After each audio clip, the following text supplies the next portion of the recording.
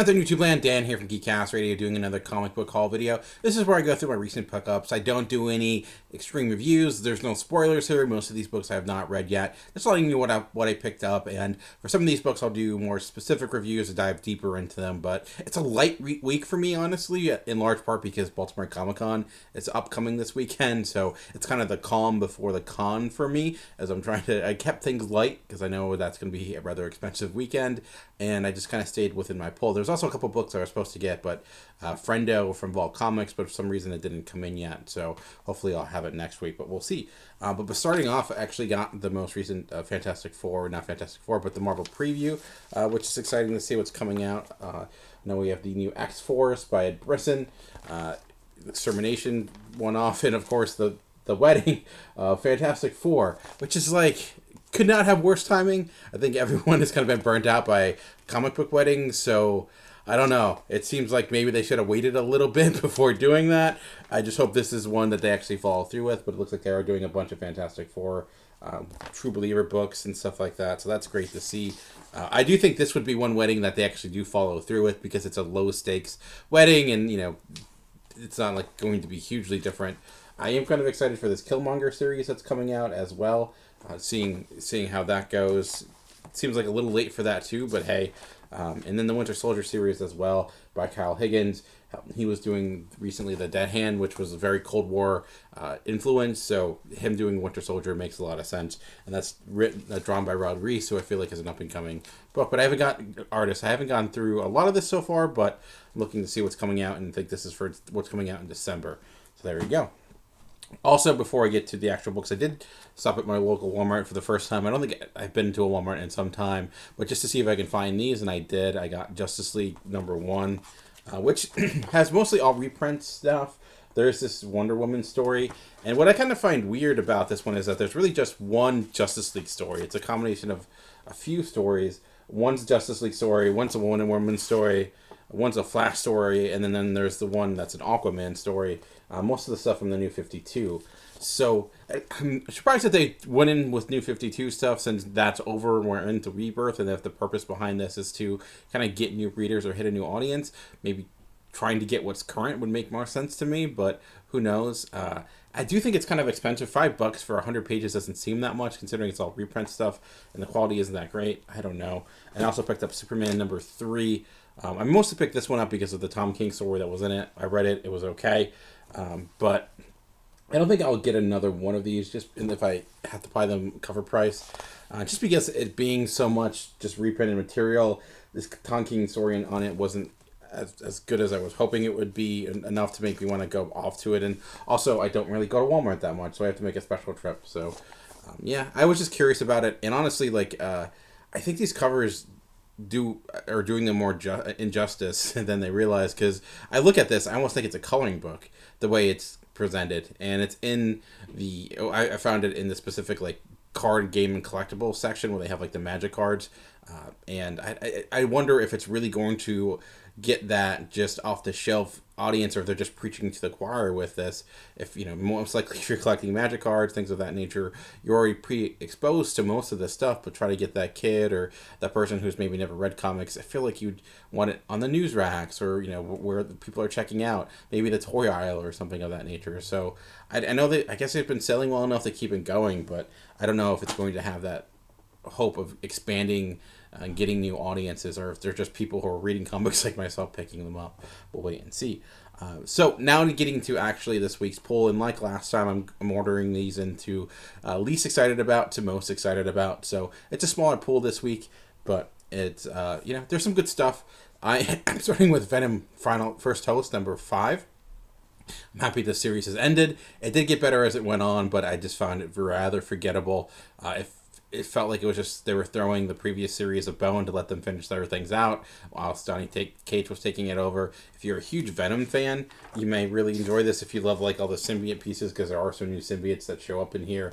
But with the changing artists, there's like 3 artists on this book, it felt like a very forgotten book that they probably would have shelved if Venom wasn't selling as well as it did. So they're like, yeah, might as well cash it on that and get people like myself that were suckered into it because they have Venom on their pull list. But like I said, unless you're a huge Venom fan, I wouldn't advise picking this up, personally. Another book I wouldn't say I'm not super excited about it, but it's the aftermath of Harbinger's Wars with Harbinger's Wars #2, Aftermath. And Aftermath books tend to just be okay. You're trying to kind of sum things up, so I'm not super anticipating this. I didn't honestly know this was coming out until I saw it in my pull. So okay, we'll see where it goes. I did like Harbinger Wars too. It was a solid event from Valiant Comics, and now they're kind of relaunching a bunch of their new books. Faith got a new series today, which I didn't pick up because of Baltimore Comic Con this weekend. Valiant usually has a really big presence at Baltimore Comic Con, so I typically get stuff from them. And I'm hoping to get. They usually give out their gold edition comics, where if you attend one of their panels, they give you this password, and if you go to their booth with the password, they give you a gold comic. I have Exo Man of War #1 and Faith #1. So hoping to kind of continue that trend. I wish I knew that sooner. I would have gone. So if there's a Valiant panel near you that you're going to at a Comic-Con, check it out. Even if you just get a free book comic. And they don't sell those gold comics. You can't buy them. You have to qualify them for doing things like that. But again, I'm not that I think this will be bad. It is written by Matt Kent, so that has me excited because often the Aftermath stuff tends to be given to whoever. But we'll see where it goes. Next up for me is Action Comics. Action Comics, this is the first time I think I got the regular cover. Wasn't in love with any of the other variants all that much. But I thought it was pretty good. I've been enjoying Action Comics. I thought it's actually better than Superman at the moment in time. Dealing with more of the Clark Kent being a reporter and having to deal with this not tribal, but this hidden group that's been trying to undermine Superman this entire time. I feel like the story's been a little bit better. It's even touched upon the Jonathan and Lois storylines a little bit more. It just feels like there's more personal stakes in this, which I think is what Michael Bendis excels at the most, where Superman's been more the big, bold, cosmic stuff, which has been a little bit lackluster in my opinion. So if you're wondering which book to read, I would recommend picking up Action Comics personally, if that's what if you're more akin to, like myself. But I do think he's finding his groove with Superman. It's getting better. I know a lot of people hated it up front, or they had issues with it. It's still not amazing, but I'm at least sticking with it moving forward. An event I've been really enjoying so far has been Extermination. I have Extermination #3. And this has been a lot of fun. It's been reminiscent of a good X-Men event, what I want to see. A lot of craziness, a lot of time travel, a lot of alternate versions of things. Solid art. Ed Brisson, I think, has a kind of a good structure with this story, and it seems like this is going to be leading into that X-Force series I mentioned, as well as the upcoming Uncanny X-Men series that begins shortly. So there's a lot of things going on in here so far. I do like that they're finally dealing with the original X-Men that been time, displaced, and trying to fix that or figure out where to go with it. So there's a lot of events right now in Marvel Comics. You have this, Death of Inhumans, Spider-Geddon, Infinity Wars. Although they're smaller in their own pockets, being more of an X-Men fan, I've been sticking with Extermination. Has been the one I've been going with so far, and also because it's only been one book, so I haven't had to buy a bunch of additional pieces of it. So it's been helpful. A book that's just been simply fun and enjoyable has been Black Panther. This Black Panther in space, written by Ta-Nehisi Coates and Daniel Acuna, who's been doing great work. This is one of the first fresh start books, but it's only on issue 4 right now. There's some delay because of the art, but I think it's been worth it. There's still a lot of things that haven't been stated yet. This seems to be taking in the future. Is this actually dealing with T'Challa that we know, or is this something else, or this is his ancestors? But I just love the aesthetic with this comic. It's been, seeing the Star Wars-esque plot with the look and feel of a Black Panther story has worked really, really well. There's been some fantastic space battles within this, and considering the bulkiness that was Coach's previous run with Black Panther, this has been a lot more concise, and he's certainly improved to me compared to where he was previously when he first began with Black Panther. So even if you don't love his Captain America run right now, which I feel like I have, but a lot of people maybe aren't, Black Panther is a lot. I think the pacing of it's a lot quicker than that of Captain America. Sometimes people always really hate the Sentry, but I think in the hands of Jeff Lemire, he has been really working with this. I think it's a mini-series. I don't know for sure. I know up to issue 5 has been solicited. I don't know if it's going to go beyond that or not, but it does feel like a miniseries. I do really enjoy this art. This has been Century, it's been basically Jeff Lemire doing a Black Hammer type of story in the Marvel universe, where Sentry's existing in this alternate universe where he can be the Sentry, but when he comes into the normal universe, he's just Bob.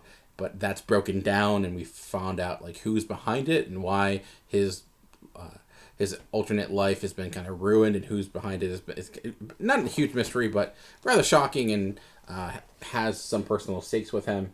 But like Jeff Lemire tends to do, he does a really good job of balancing just the personal aspect of being a superhero, the intimacy, the general character building with the huge, gigantic action. It's more of a mystery compared to some of the other Sentry stuff. If you hate the Sentry, I think, and you've liked Black Hammer, I think you might actually enjoy this, at least so far. So this seems to be more of the action-packed issue as we're nearing the end of, I'm guessing, at least this first arc. So I wasn't sure about that going into it, but the only reason I picked it up was because I do love Jeff Lemire. He's been kind of on fire as of late, and that continues that.